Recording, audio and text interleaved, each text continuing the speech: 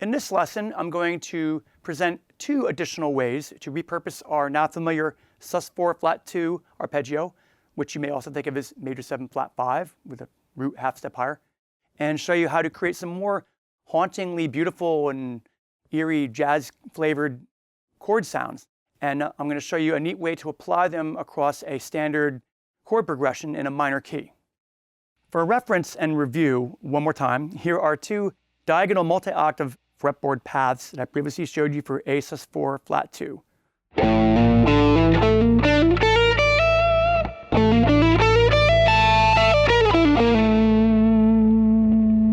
Okay, each one has A is the root note, B is the flat 2, D is the fourth, and E is the 5. There's a sus4.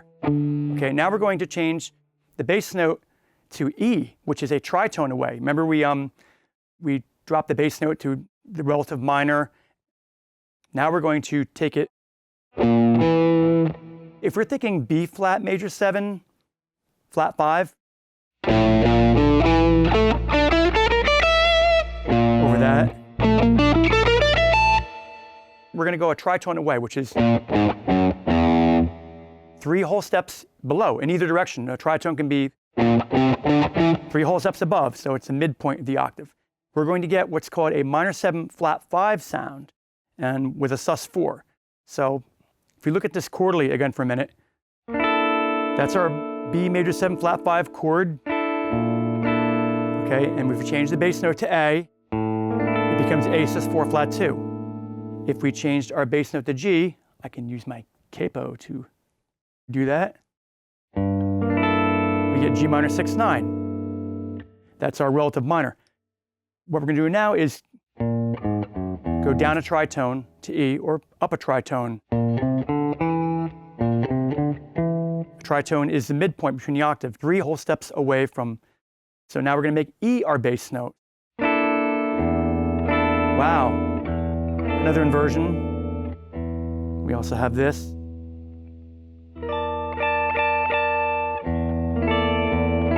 And what that is, it's E minor 7 flat 5 with a sus4.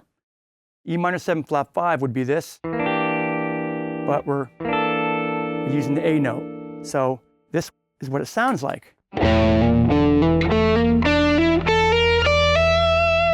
then this position.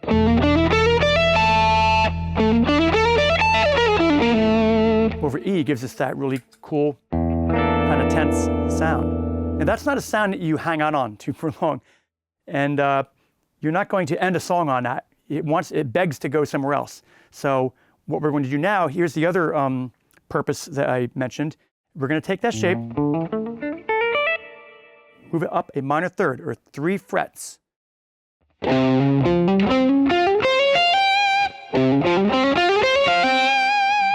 we're going to take this one, I'm going to drop down 12 frets here, so I'm going to go. I could have done it here. Getting a little crowded up there, right? You can think of that as C sus4 flat 2, or D flat, or C sharp major 7 flat 5. That being the root. But we're not going to do that. We're going to make A the root note. This is what you get. This is what it sounds like over an A bass note. And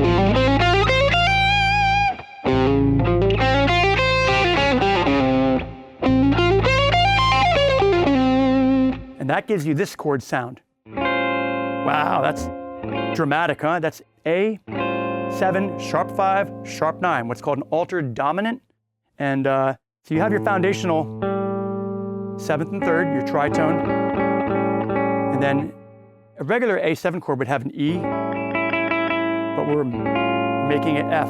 Technically, theoretically, it's E sharp. And then C is our sharp 9. And technically, by the way, that note is B sharp. But for all intents and purposes, think of it as C, because who wants to say B sharp or E sharp, right? That really wants to resolve to D minor, or D minor 7. These are called upper structure tension tones. Yeah, actually resolving to D minor 9 is even better. So we went into, and the next step is to resolve it to D minor 9. And if you recall from a couple of lessons ago, I showed you how you can use a major 7, a straight major 7, and use it over a 12th of minor to get a nice minor 9 sound. So if we take this,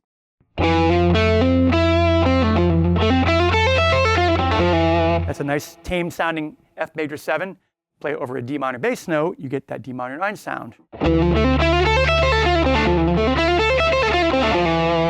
You're getting this kind of chord sound. Or you could think of it as like that. D minor 9, like that. Or so we're going to take that.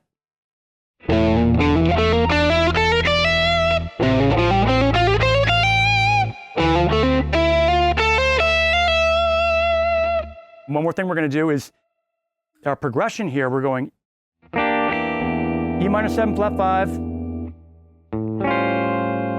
A7, sharp 5, sharp 9. Actually, this first chord is E minor 7 flat 5 sus 4. That's it. And then parallel motion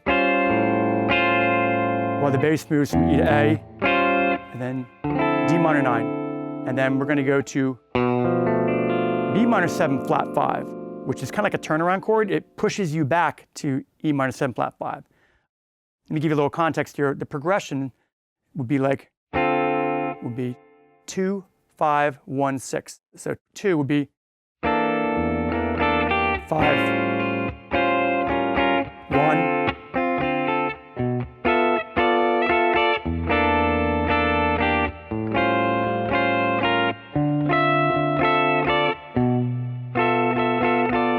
It's very kind of, poignantly dark sounding, So if we play our arpeggios over that, using these two shapes, we get this nice pattern. You can do this.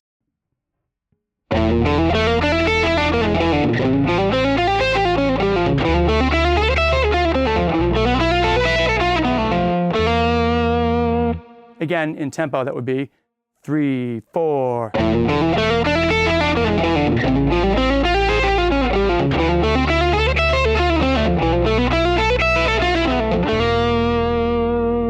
I stopped there because I'm going to show you another variation. Now that's kind of challenging because you're going up and coming down. The pull-offs are always a little trickier than the hammer-ons, but you could just go.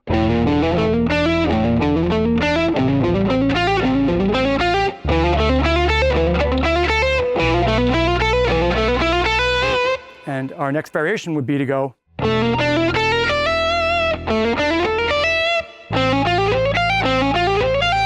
Now I'm going to drop down here.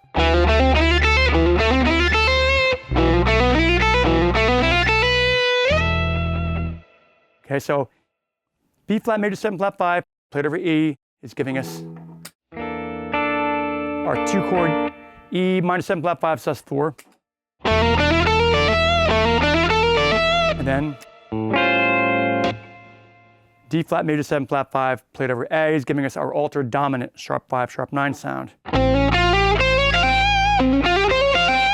And then our straight F major 7 played over D gives us our cool D minor 9 sound. Flat the 5 on that, so it's F major 7 flat 5. Played over B is going to give us our B minor 7 flat 5 sound.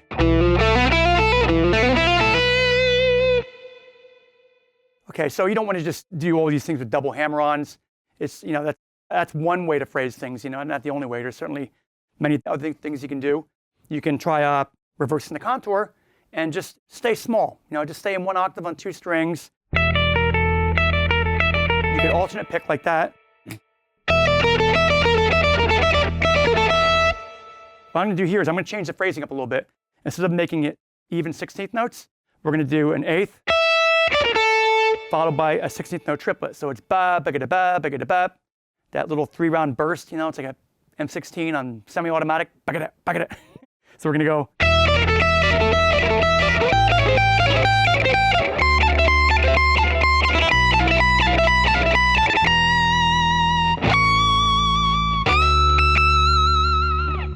little vibrato and some raking and bending there to add some soul to the proceedings. But you know, practice doing this in different keys. You know, find all your relative chords that work. You know, if you want to go through all 12 keys, that's a great thing to do. Or just concentrate on a few keys that are your favorites. You know, for example, you could just go. You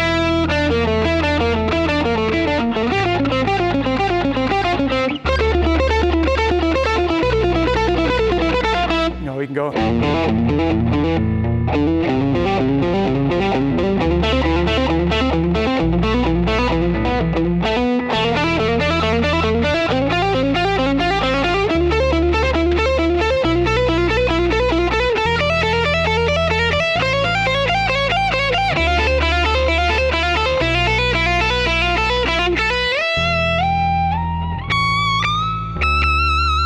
Yeah, have fun with it.